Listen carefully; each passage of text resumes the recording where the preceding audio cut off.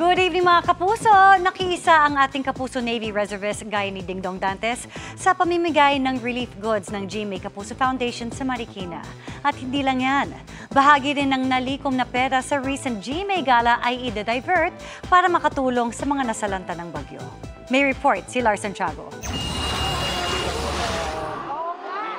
Suot ang kanilang uniforme bilang Navy Reservists. Dumating sina Dingdong Dantes, Rocco Nasino at Miss Universe Philippines 2021 Beatrice Luigi Gomez sa Malanday Elementary School sa Marikina para makatuwang ng GMA Kapuso Foundation sa pamimigay ng relief goods sa mga binaha dahil sa habagat na pinalakas ng bagyong Karina.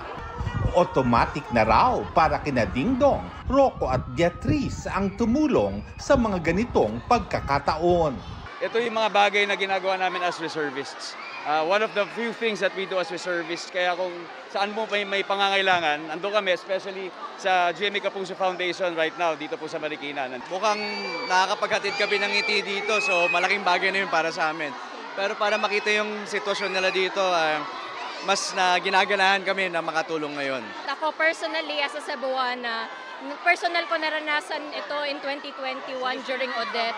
So I know what it feels like. So nung tinawagan kami that our kababayan needs help, hindi talaga ako nagdalawang isip. Nagpunta rin si Nadong sa Barangay Tanyong upang maghatid ng tulong. Si GMA Kapuso Foundation Executive Vice President and COO Ricky Escudero Katibog, umaapaw ang nararamdamang tuwa at pagmamalaki. I'm very, very proud of all of them. Kasi alam mo, ang kasabihan ngayon, kindness is the new wealth. And it is very important na gamitin ang celebrity for charity. Lubos din ang pasasalamat ng GMA Kapuso Foundation dahil ang halagang nalikom sa nagdaang GMA Gala ay nagagamit ngayon bilang pantulong sa mga nasalanta ng bagyo at baha. Nung nangyayari ito, si Ma'am Annette Gozon, she called up and she said, Ricky, i-divert na natin yung na-raise natin from the very successful GMA Gala nung Sabado. So, less than a week, i-divert daw para sa mga naapektuhan dito ng Bagyong Karina. Kumusta naman kaya ang karanasan ni Dingdong, Rocco at Beatrice sa kasagsagan ng walang tigil na pag-ulan kahapon? Thank God, okay naman. Kaya nakakalungkot lang na may ibang hindi okay. Kaya sana matapos na ito para sa kanila as soon as possible.